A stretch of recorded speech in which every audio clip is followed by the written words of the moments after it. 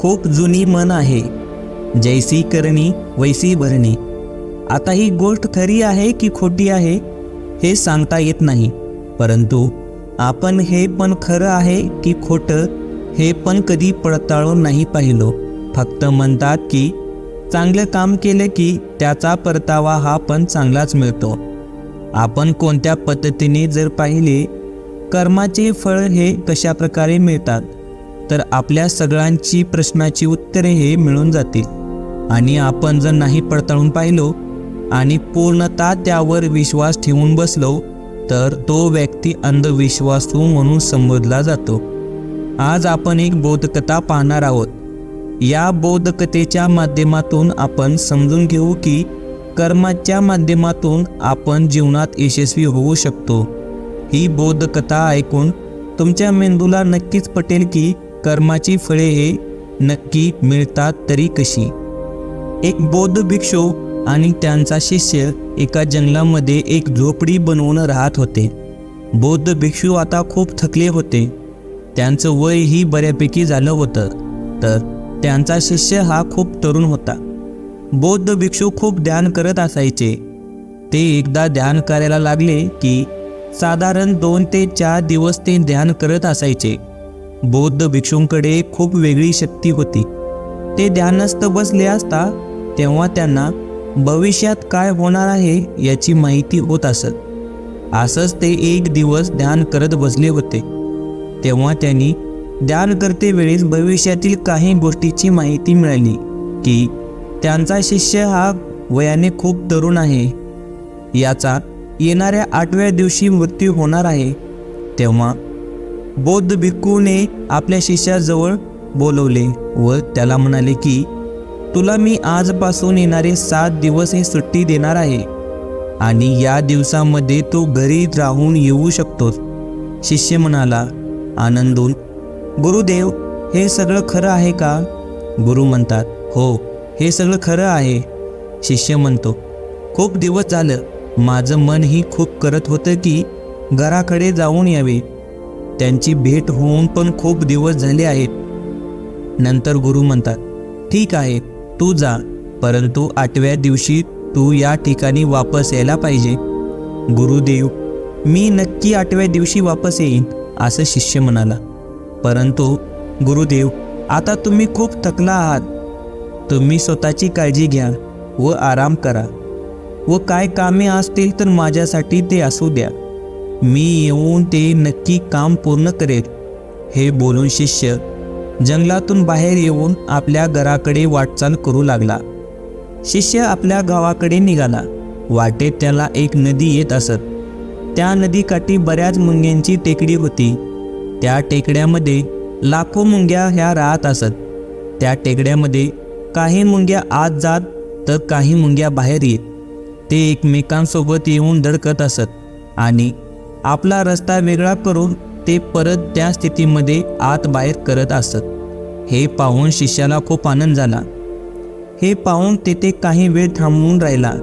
थोड्या वेळानंतर तो पाहतो की नदीचं पाणी वाढत आहे आणि त्यांच्या उठणाऱ्या पाण्याचा काही भाग हा मुंग्यांच्या टेकड्यावरती येऊन आदळणार आहे.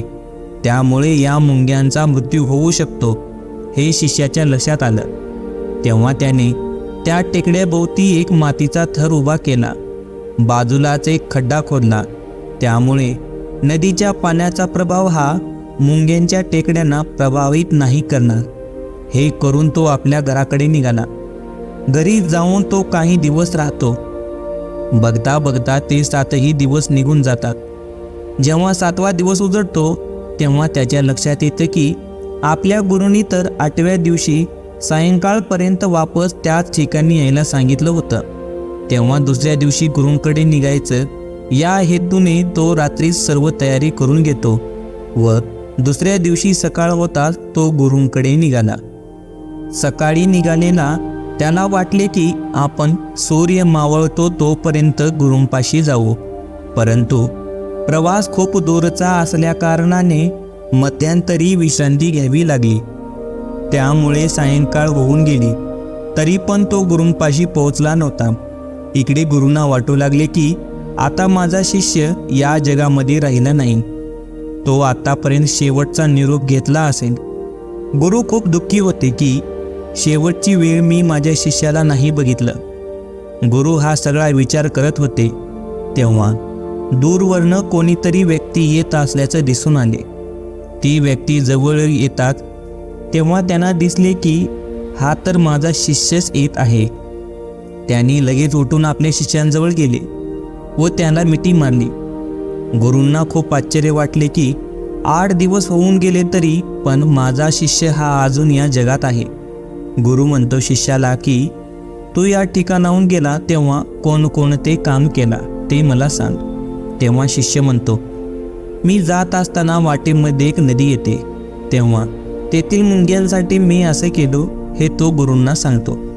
हे ऐकून गुरूंना समजले की त्याने त्याच्या हातातून लाखो मुंग्याचा जीव वाचवला आहे आणि त्याचा चांगला परिणाम म्हणून तो या जगात जास्त जीवन घेऊन आला आहे. तेव्हा गुरु म्हणतात की चांगल्या कामाचा परतावा हा चांगलाच मिळत असतो. शिष्याला या गोष्टी समजल्या नाही. तेव्हा त्यांनी आपल्या गुरूंना विचारले. गुरूंनी सर्व गोष्टी पूर्ण सांगितल्या. तेव्हा शिष्य म्हणतो आपल्या गुरुला की हे गुरु, तुम्ही जेव्हा ध्यान करत असता तेव्हा तुम्हाला भविष्यातील सगळ्या गोष्टी समजतात, तर तुम्ही मला अगोदरच का नाही चांगली कामे करावयास सांगितली, जेणेकरून ज्या घडणारी वाईट गोष्टी चांगली कामे करून मी बदलू शकलो असतो, जेणेकरून माझ्या जीवाला पण धोका झाला नसता. तेव्हा गुरु म्हणतात जेव्हा पण कोणतं काम हे लालसानं नाही करत तेव्हा ते चांगलं काम समजलं जातं. हे चांगलं काम कोणीतरी मिळावं म्हणून नाही केलं जात. काही अपेक्षा ठेवून केलं गेलं काम हे चांगलं काम, त्याचा परतावा हा योग्य नाही मिळत. जाणून बुजून चांगलं काम करून त्याचा परतावा मिळावा ही अपेक्षा चुकीची आहे. काहीतरी हवं आहे असं न मानता केलं गेलेलं चांगलं काम, त्याचा परतावा हा योग्य व चांगलाच मिळत असतो. मी जर तुला कोणतं चांगलं काम कर म्हणून सांगत असतो आणि त्याचा परतावा हा चांगलाच मिळाला या अपेक्षा ठेवलं तर ते चुकीचं. कोणतं पण चांगलं काम हे कसलीही अपेक्षा न ठेवता करावे, जेणेकरून त्याचा परतफेड चांगलीच होणार. आजकाल प्रत्येक व्यक्ती हा दानधर्म करत असतो तेव्हा त्याच्या मनात विचार येत असतो की मी किती दानधर्म करत आहे तर याचा मोबदला मला नक्कीच चांगला मिळेल. चांगलं काम केले त्याची काहीतरी अपेक्षा ठेवून मनात आपण जीवनभर असंच काम करत असतो. म्हणून कोणतं पण चांगलं काम करत असताना कसल्याही अपेक्षेची भावना मनात बाळगली नाही पाहिजे. ध्यान करते वेळेस मनात शांती ठेवून शांत बसून ध्यान करावे आणि वर्तमानात राहून भविष्याबद्दल चिंता न करता चांगलं काम करत जाऊ. त्याचं फळ नक्कीच मिळेल, पण त्या फळाबद्दल विचार करत बसू नये. म्हणून मित्रांनो, आपण आपल्या जीवनात सदा चांगले काम करत राहावे व त्याचा परतावा मिळो वा ना मिळो, पण आपल्या हातून योग्य व चांगलं काम व्हावे. धन्यवाद.